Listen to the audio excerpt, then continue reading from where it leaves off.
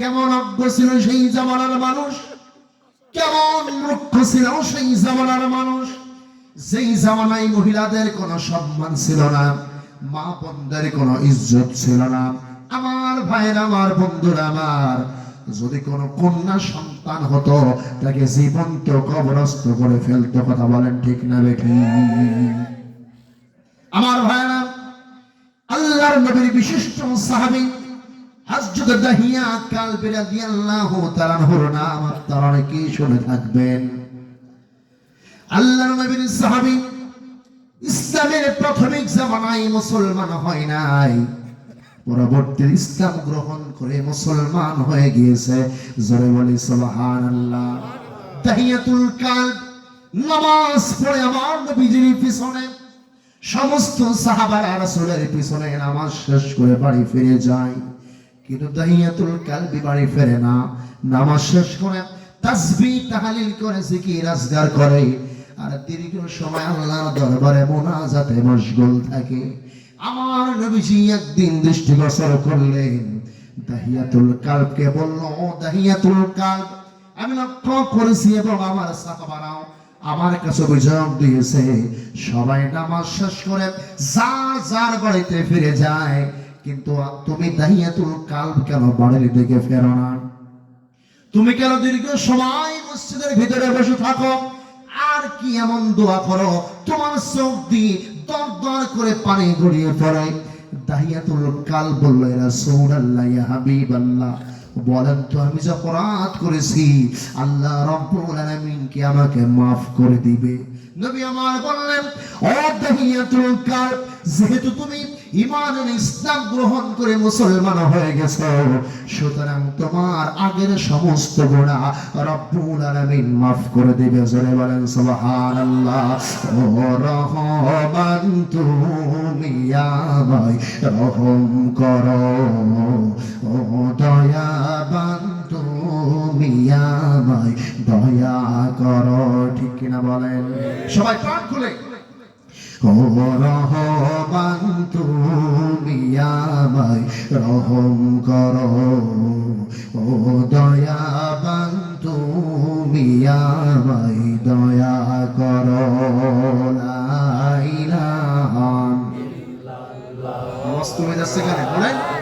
লা ইলাহা ইল্লাল্লাহ। কুল মাখলুকাত জাপে তোমায় সারাক্ষণ, আমি কখনো সরিনি তোমায় অকারণ। কথা বলেন ঠিক কিনা?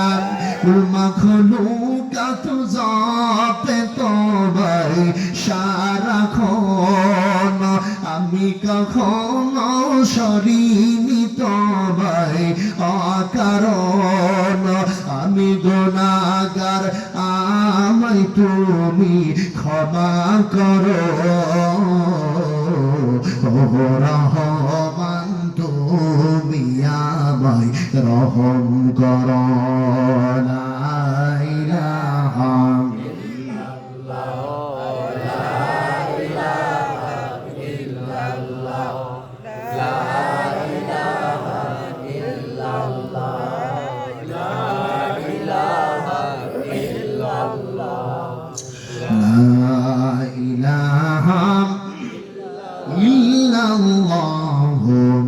মুহাম্মাদুর রাসূলুল্লাহ সাল্লাল্লাহু আলাইহি ওয়াসাল্লাম।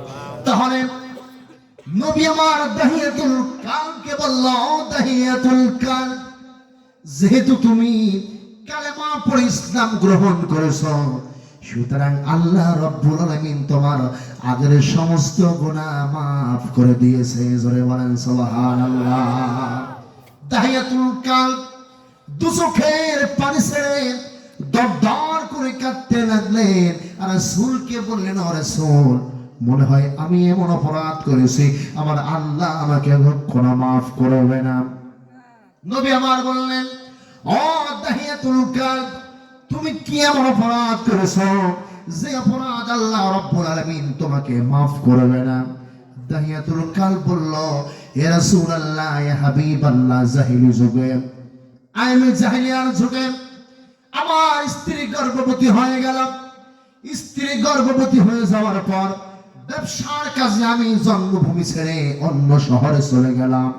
আর স্ত্রীকে বললাম, ও প্রাণপ্রিয় স্ত্রী, তোমার গর্ভে যে সন্তান আছে, এটা যদি ছেলে সন্তান হয় আমাকে সংবাদ দিবা, আর যদি মেয়ে সন্তান হয় জীবন্ত কবরস্থ করে ফেলবা। নাউজুবিল্লাহ বলবেন না?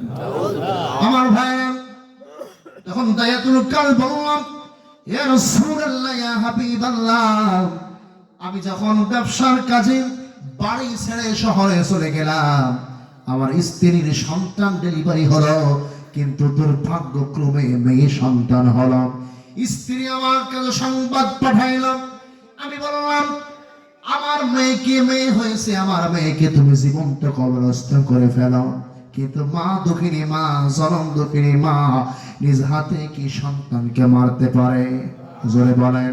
মায়ের মতো হয় না আপন, মায়ের মতো হয় না আপন, হয় না তাহার তুলনা, হায়রে আমার মা, জনম দুঃখী মা, আমার জনম দুঃখী মা।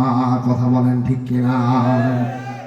মা ছিল মোর আধার ঘরের পূর্ণিমার চাঁদ, মা সারা সেই ঘরখানাতে তুলবি শহরাত, আমার তুলবি শহরাত। মায়ের কথা পড়লে মনে, মায়ের কথা পড়লে মনে, ঘুম যে চোখে আসে না, হায়রে আমার মা, জনম দুঃখী মা, আমার জনম দুঃখী মা। সিল্লাই বলেন মারহাবা। আর বিজি আমার স্ত্রী তার কন্যা সন্তানকে হত্যা করলেন না, না হত্যা করে কন্যা সন্তানকে লালন পালন করা শুরু করে দিল। কয়েক বছর পর আমি যখন বাড়িতে ফিরে আসলাম, আমার কন্যা সন্তান কথা বলা শিখে গেছে, হাঁটা শুরু করে দিয়েছে, আমাকে বাবা বলে ডাক দেওয়া শুরু করে দিয়েছে। সংক্ষিপ্ত করে বলতে চাইনি আপনাদেরকে, আপনারা হয়তো অনেকেই জানেন। সম্মানিত স্ত্রী, এক পর্যায়ে আমার স্ত্রীকে আমি বললাম, ও স্ত্রী, আমাদের যে কন্যা সন্তান হয়েছে ওকে গুছায় দাও, সুন্দর পোশাকে ওকে সজ্জিত করে দাও। আমি এবং তোমার কন্যা সন্তান দুইজনে বেড়াইতে যাব, ঘুরতে যাব। আমার স্ত্রী সহজ সরল মন নিয়ে আমার কন্যা সন্তানকে সুন্দর করে গুছায় দিল, সাজায়া দিল, নতুন জামা পরায় দিল। এদিকে আমি আগে থেকেই পরিকল্পনা করে রেখেছিলাম, ভালো রাস্তার বদলে আমার মেয়েকে নিয়ে আমি চলে যাব জঙ্গলের ভিতরে। দাহিয়াতুল কালব তাই করলেন, মেয়েকে নিয়ে চলে গেল জঙ্গলের ভিতরে।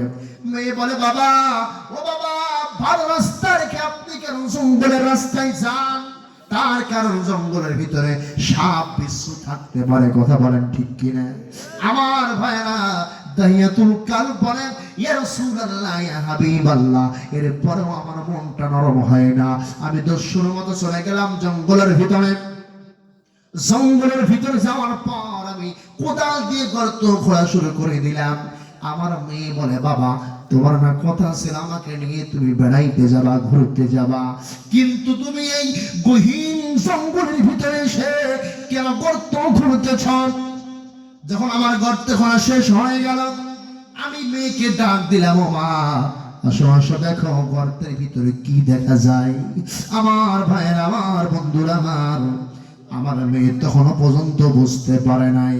আমার মেয়ে সরল মনে আমার গর্তের কাছে চলে আসলাম। আসার পরে গর্তের দিকে উকি মারে আর বলে, বাবা, গর্তের ভিতরে তো কিছু দেখা যায় না, কই আপনি কি দেখাবেন? এই কথা বলাও সারা আমি ধাক্কা মেরে আমার মেয়েকে গর্তের ভিতরে ফেলে দিলাম। ও বাবার নবীজি, তখনও পর্যন্ত আমার মনটা নরম হয় নাই।